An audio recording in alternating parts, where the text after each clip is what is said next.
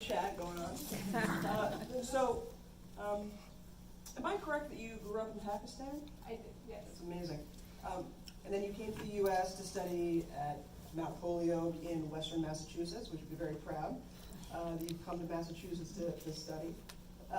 From there, as Ken mentioned, a career at MIT and Google. Can you briefly talk about how you got to where you are today, and if you can, a little bit of what you're actually working on, because I think we're all very curious. Definitely, yeah. So I think the several things you say, I never planned to be like a mathematician or a computer scientist or anything, I think.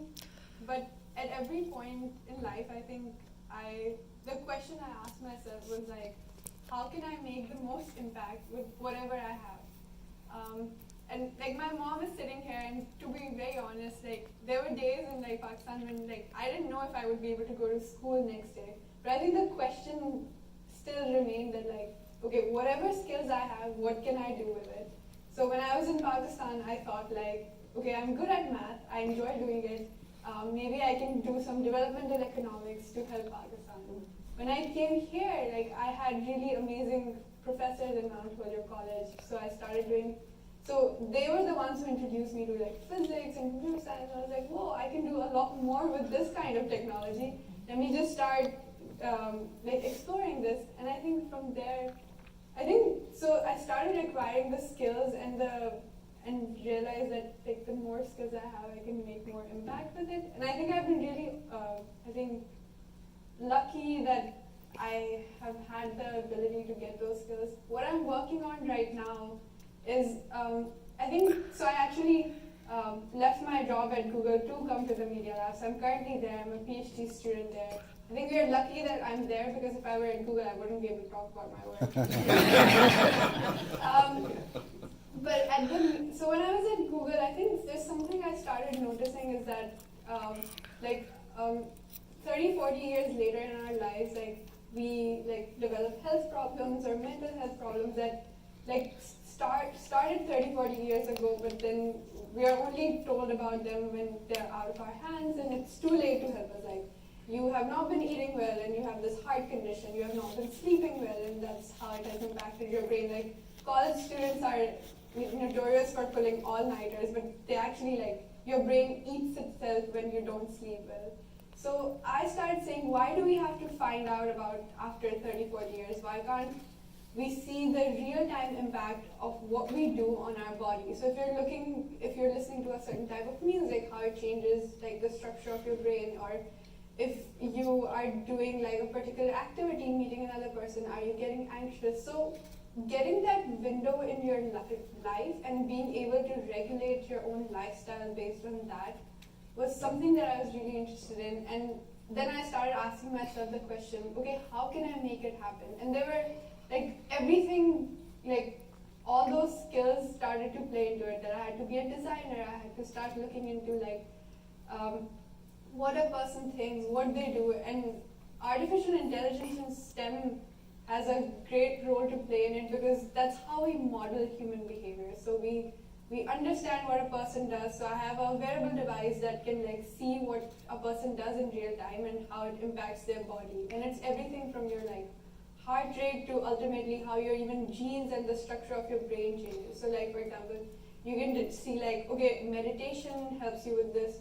And I think this was a little bit because, and I don't know if I'm saying too much, I'm just way too excited about this stuff, so I can talk about it for hours. But you see these studies every day, coffee helps you with this, coffee is good for you, coffee is bad for you.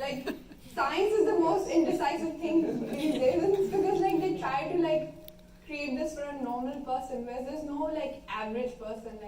You're different every day. So I was okay, you need to have this capability to be able to see that this is what I'm doing and how it impacts me.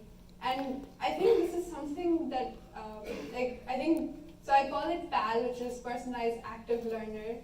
And I say this is my spirit. This is if I were there, so it has an audio input and output, you just can't see what you're doing, it can also talk to you. So I'm often there with my friends telling them, oh how can they help themselves or be better, or if they're down, just pull them up and say no, there's a positive side to things.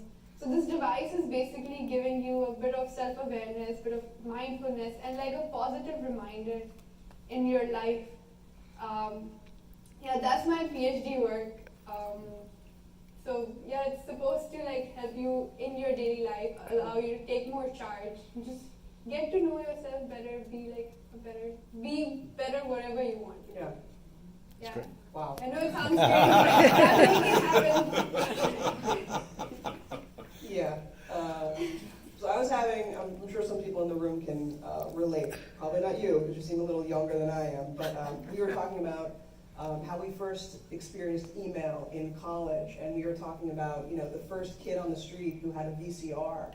And I was talking about, we had which you probably don't even know what this is, but we had a phone in the kitchen, and it had, you know, we had one phone line in the house, and the phone in the kitchen had this really stretched out cord, because you try to get that tiny bit of privacy, because you take it down the hallway or whatever, and everyone in my family would be yelling about, get off the phone, I want to use the phone, and all this. So we were talking about how technology has just changed so quickly. And obviously with your sort of introduction, it's, you know, it's a light speed.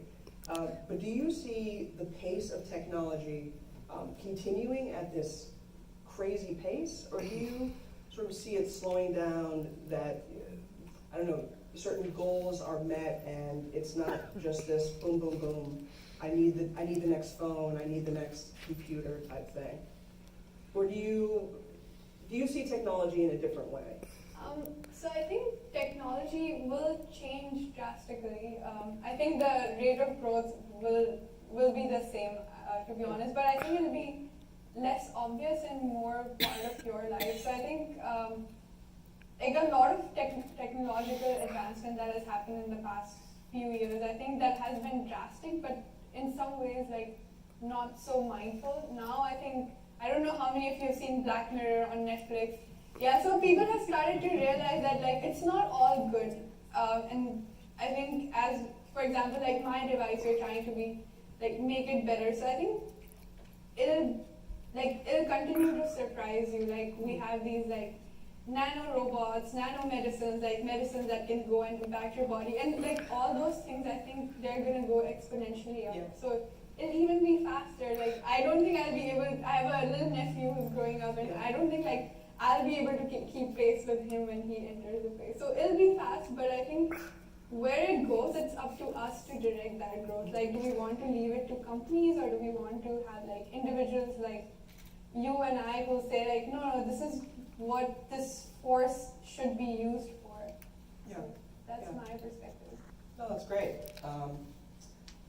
I think everyone in the room, we're very proud that you have, hopefully you've chosen Massachusetts to, you know, study and to come here to work.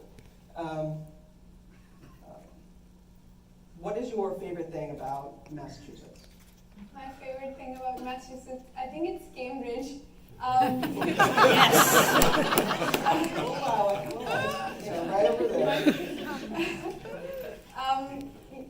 I think it's, there are a lot of things about Cambridge that inspire me, but yeah, it's the ability to be like you have the best institutions over there. I think the people, they're very open. You can have like any sorts of conversation with them. It's not just like I have my yoga studio here. I love going there. Maybe I love it more than my lab sometimes. But it's just this, I think that people are really open here. I came here for Boston was my first trip outside Pakistan ever. I came here for like a Harvard Model United Nations. I'd never traveled anywhere outside it. And it was like freezing cold, there was a blizzard going on, but I still loved it. I just thought it was like really authentic, and then I think Mount Holyoke was equally good. I think it's the, like you said, you're all about the people, and I think it's the people of Massachusetts who make it who they are. Yeah. And I love having random conversations on the tea with people that they'll open doors for you even though they don't know who you are. Mm-hmm. So yeah, that's my favorite part of Yeah. Massachusetts, the people over here. Yeah. What I want to ask is, in your opinion, what is the reputation of the United States when it comes to STEM? Because obviously we've got Google, we've got the MIT Media Lab, we've got like large companies really working on this, but overall, Did you want to specifically come to the U.S. to study? I think at that point, I was choosing between, I think, UK and US, but I think my top priority was MIT. Like, that was my dream school. Yeah. I didn't get in, but I like kept trying. Yeah, so I think the reputation in terms of research is really good, but I think you've all seen studies and like surveys where they say like US doesn't do as well as other like developed countries in terms of STEM education. So I think we need to improve, and I don't think it's just the curriculum. My previous project was Mathland, which is about teaching kids mathematics and like STEM fields in virtual reality. I think like we need to change our perspective on STEM. Like you said, you can't do math. You probably do more math. Math is just this like logical way of thinking about things. Like, why do people even say they can't do math? And like the whole perception of like I can't do math is the thing that like stops people from doing math. And it's not something that you're born with, like, or you like get up and say like I really can't do math. It's like it's what people around you sort of like start to tell you, like, oh, math is difficult, you probably can't do it. It might be your teacher who may have said this to you. So I think like I'm all about believing that yes, this is the place to do science, but I also realize that we need to encourage more people to just be open to it. Like, for example, if there's like you have a dream project and it involves math, then like you shouldn't be like, oh, I can't do my dream project because I can't do math. You should just be able to be like, I can do anything. Right. Yeah. So as a Port Authority, we have a very close relationship with our surrounding communities. You know, we run 3 airports, including Logan. We run the Port of Boston. So obviously, STEM is a daily part of many of the employees' lives. Is there anything that you can think of that we could be doing better to, working with the community, working with younger people to inspire them, to motivate them to go into the STEM fields? I think I think the way of learning I like the most is like project-based. You don't have to go teach a class there, but you can probably like have like a science fair exhibition where they can start making projects. Like at Media Lab, we have this like way of learning, which is like learning as you do stuff. You don't have to teach them like a curriculum, but they can probably like everything we have learned or I have learned there is like by doing it, by like learning how to program. So I think if you like open up projects, give people problems instead of solutions. Like, okay, we have this open-ended problem. Can you optimize it? Like, challenge yourself.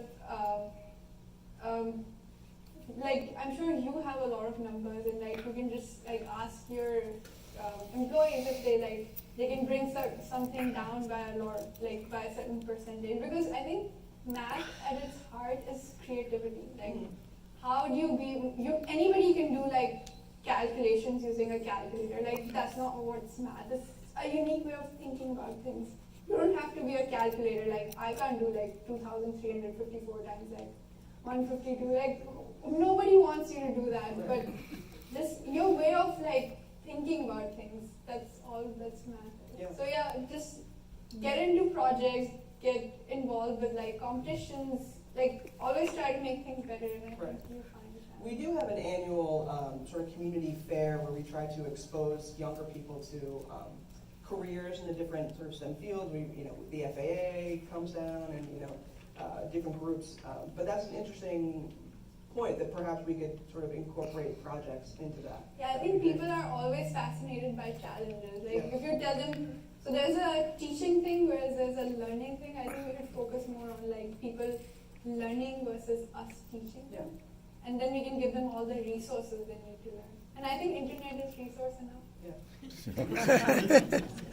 You keep bringing up math. In your TED Talk, which I would recommend that everyone watch, you talk about your love of math. And again, I think everyone in this room understands how much you love math. But how did you discover that? And did your family or did your community really foster that? Like, how does that start? So my mom isn't good at math. Now we know. She's true. I'm not good. All right, now we need some math to fix that.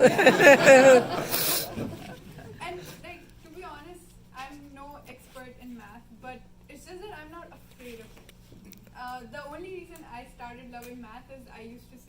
this is the only subject I can do while listening to music. So maybe the real motivation was music, but it didn't require me to rote learn things. It was just, I think, like maybe I had really good teachers who like started to explain those concepts to me, but it was this a little bit of like focused meditation activity that I used to do. And like I think back home they taught math really, really well. And over here, it was just this thing about like not being afraid of things. And this is something